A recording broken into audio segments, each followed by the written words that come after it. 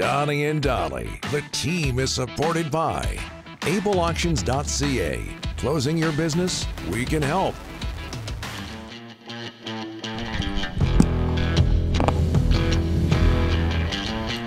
Wednesday, and all of our guests today, including John Shannon, NHL Analyst, a hockey storyteller, standing by. Brought to you by our title sponsor, Able Auctions, ableauctions.ca. In regards to LeBron and his son, Bronny, this from Cow Valley, or I guess this Cowichan Valley biker? Yeah. I did it on my old-timers hockey team. I get it. Played with his son, right? Oh, right. Maybe a little bit of a different level. But if your son has a possibility there's a possibility of your son playing or daughter playing with you, you do it. I don't blame LeBron for a second. John Shannon joins us now. How are you, sir? I'm doing great. How are you guys? Very well. What do you remember about Gordy playing with? Not that you would remember, John. I'm not sure if you're old enough, but Gordy playing with Mark and Marty back in the day with the Houston Aeros and eventually the Hartford Whalers. Very kind of you to think of that way, Donnie. It was nice. Really, the story was that Mark Howe was a phenom. And so in order to get Mark and Marty to play professional hockey after they both played with the Marlies in the OHA, they lured Gordy to Houston too. And that was all because of a guy that spent a lot of time in the Okanagan Valley, Billy Dineen, who was a teammate of Gordy's. And in Detroit, and Dineen coached the Houston Aeros, and so in order to get Mark and Marty, particularly Mark, to play pro hockey at 17, they lured Gordy out of retirement, and the rest is history. Yeah. I always remember watching Marty and Mark play for the Toronto Marlboros, and it was just such a big deal. Because at the time, we didn't hear much about it, and there they were just doing so well. It was at a time when there was only one game a year of junior hockey televised in our country, and that was the Memorial Cup Championship, and it was Toronto versus Peterborough. And Bob Neely was the big star for Peterborough at the time, and he was a big, tough guy, and they were always trying to take pot shots at Mark and Marty. It was a fascinating time in pro hockey, and really was with what happened with the WHA and the growth of hockey across the country. Mark and Marty and Gordy were a big part. I loved going to Blazer games on Friday nights. You'd get to see Gordie Howe finally again. I saw him as a Red Wing at the Coliseum, and I saw him as an Arrow at the Coliseum for $2.50 on a Friday night. Where the biggest star on the Blazers was Danny Lawson. Yeah, he had the big curve. Smokey McLeod in goal, the orange and yellow uniforms. I remember it well. Bob Neely went on to play for the Leafs, and if I'm not mistaken, another member of that Marlboro team was the late Bob Daly, who was a High Connect draft choice. Paul Lambartolo too. Yeah. Ryan's rolling his eyes here as we go down memory lane. So, by the way, just as a thought, I heard your talk about the Canadian uniform and being all red. The reason they went to black, Harry Sinden, who coached Team Canada in '72, had come off of coaching the Bruins, and in that off year where he didn't coach with the Bruins, he demanded that the team wear black pants because he liked the contrast of the colors. And that's how it started. And if you remember, when Wayne played for the World Junior team, because of sponsorship, they wore blue pants. Yeah. That wasn't never right. made any sense. Yeah. No, I remember it well. And you look back at the 72 team, red and white jerseys, but the black pants.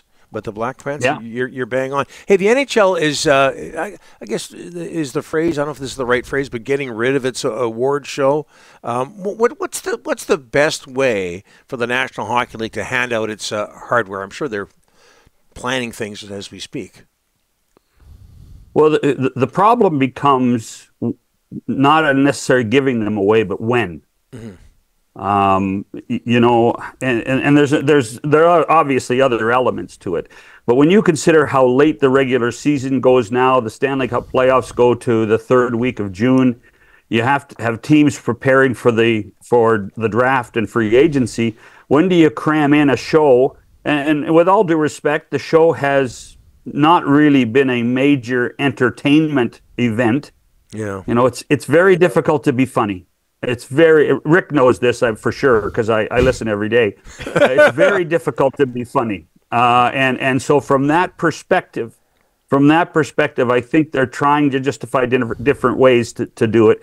The NBA does it in a certain way. The NFL, it's funny, the NFL, because they do everything in a different manner, they've actually copied the NHL, and they now do an award show 2 nights before the Super Bowl. I think there's a way to do it. The question is not how to do it, but when to do it. And if they could find a time that made sense with a really difficult schedule between the end of the regular season and July 1st, then it might be worth it. John, we asked everybody before the season began, who are the top Canadian teams going to be? And everybody said Edmonton, Toronto, Vancouver. And I'm looking at the standings, and I see Winnipeg Jets, number 1 in the league, and not far behind them, Calgary Flames. What a start for those 2 teams.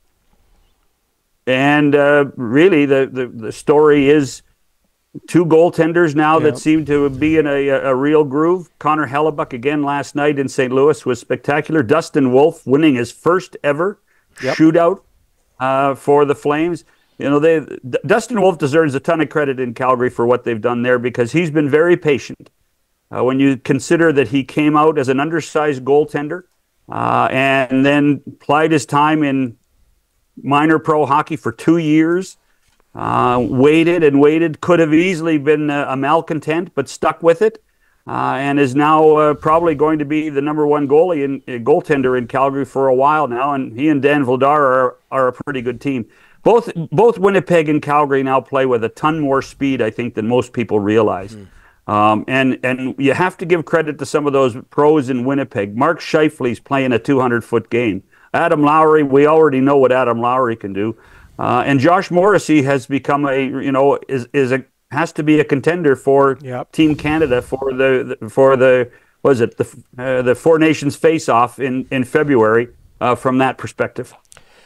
We had the Utah GM on today, Bill Armstrong, and boy, John, I've heard him be interviewed in Phoenix, and I've heard him today in Utah. He sounds like a man that, you know what, I'm in a good spot right now. And they're off to a good start, 4-2-1. They did lose to Ottawa last night, but it seemed like to me he's there. He's working for a good owner. He's got more money to play with. He seemed like a happier guy. Well, how could you not feel more appreciated? Yeah. Bill Armstrong and everybody in that front office in Arizona deserves the Purple Heart for what they went through the last 3 or 4 years. Yep.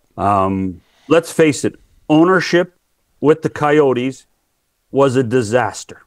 It was a disaster. Why do you think Shane Doan is now no longer with the organization? Yep.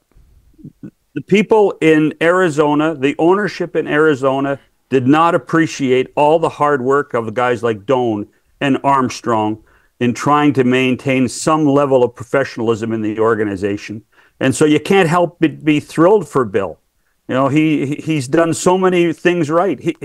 He's a scout at heart, and he's scouted some really good young players. When you think about the way that Dylan Guenther has started the season, and again, the other funny thing is we're waiting for Connor Ingram to blow up as a goaltender. We're waiting. Like people are saying that Connor Ingram can't sustain this. Well, all he does is sustain it.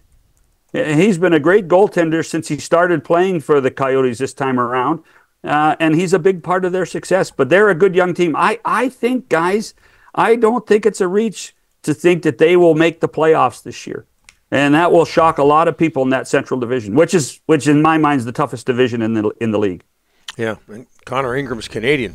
Yeah, which is good to hear that there's a Canadian goaltender doing really, really well, at least short term anyway, John. Well, either that or we can do what every other country does and tries to convince an American to turn Canadian. So yeah.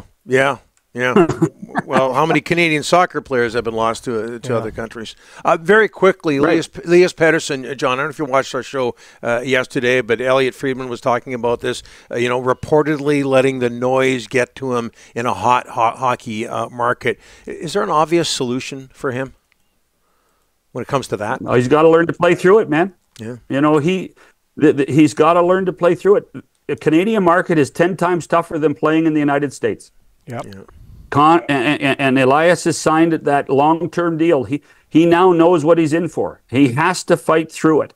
You know, to me, it is, and the comparison for me is how Oliver Ekman-Larsson was treated in Vancouver. It got to Ekman-Larsson, and he had a difficult time. Now, he did not sign a contract in Vancouver. He signed that contract with the Coyotes before he got traded. But at the same time, you know, you have to face that opportunity, and you have to fight it full on. The one thing I would say is I think Rick Tocchet, in the end, will be the most patient coach that Pettersson will have, and it will happen. It will happen, but Elias has to toughen up. He really does. And this is where you wonder about the maturity of the player, the age of the player, and it's a difficult scenario. Vancouver fans are demanding.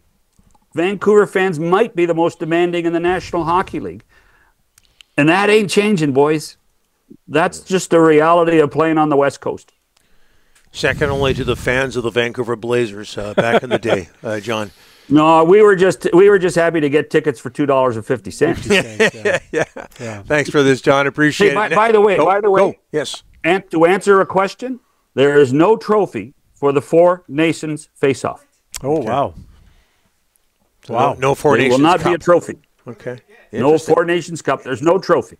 What do they get, like luggage or something? I don't think they've recovered from Frank Geary's invention of that thing that was invented in 2000 and whatever year it was, 2004. Yeah. Oh, yeah. That World Cup of Hockey. Oh, the World Cup. Maybe we can get a shot of that later on. It wasn't great. John, thanks for this. Appreciate it. Have a great day, boys.